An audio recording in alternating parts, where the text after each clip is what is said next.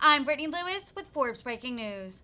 Former President Donald Trump railed against the Biden administration during a rally in Wyoming over the weekend. Trump said that the contrast between the two administrations, quote, could not be more stark. The former president pinned inflation and record high gas prices on the current administration. Trump also took aim at the chaotic Afghanistan withdrawal and claimed that the Russian invasion of Ukraine would not have happened under his leadership. Let's listen in for more.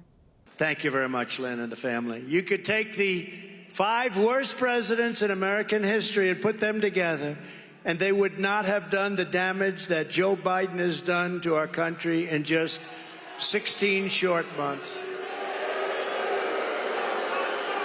The contrast between the Trump administration's success and Joe Biden's breathtaking failure could not be more stark. Compare how great America was just 2 years ago. Think of it. Compare it with today. 2 years ago, look where we were. We were doing things that nobody thought possible. And then 3 years ago, it was even beyond. And then we got hit with the crap that came out of China. The China virus, we got hit. And then we rebuilt it, and we got them going again. And the stock market was higher when I left than even prior to the so-called term that they use, COVID. COVID. I wonder how the hell they got that term, COVID. It's the China virus to me. But think where we were just 2 years ago. There was no inflation. The war with Russia going into Ukraine would never, ever have happened. And we wouldn't be giving away $85 billion worth of equipment, and we wouldn't have had 13 dead soldiers, and we wouldn't have had many soldiers so horrifically injured and nobody talks about them, with no legs and no arms and blown to pieces, and nobody talks about them. Only modern-day incredible military medicine could have kept them alive, but they have to suffer for the rest of their lives. And we wouldn't have left American citizens behind. Would have been none of that. We had $1.87 per gallon gasoline. Think of that. Now it's going to close to $9 today. That's like 3 massive tax increases. Energy independence. And soon we were going to be energy dominant. We were going to be bigger in a short period of time than Russia and Saudi Arabia combined, much bigger. And a lot of that energy was going to come from a place known as Wyoming. You know that, right?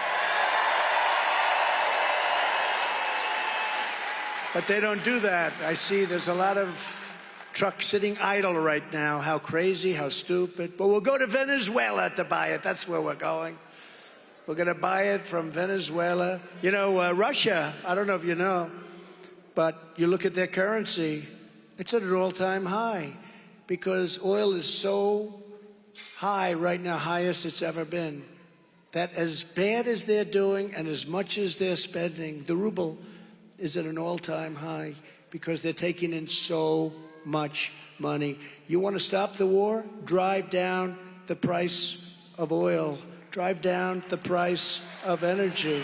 You want to stop it? Stop with the windmills that kill all your birds and destroy your environment.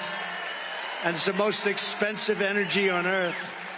You want to stop the war? Drop that price down to $30 and $40 a barrel. That war will stop. You know, a person said this. They say it was Napoleon, but some people disagree. But if it wasn't him, I hope not, because I'd like to take credit for it. To fight a war and win a war, you need 3 things. You know what they are? Money, money, and money. And Russia is making a fortune with what oil is selling for. And they'll only accept now rubles. They'll only accept it in their currency. You'll end up with no dollars. You'll end up with nothing. And look at what's happening to our country. We had the biggest tax cuts ever.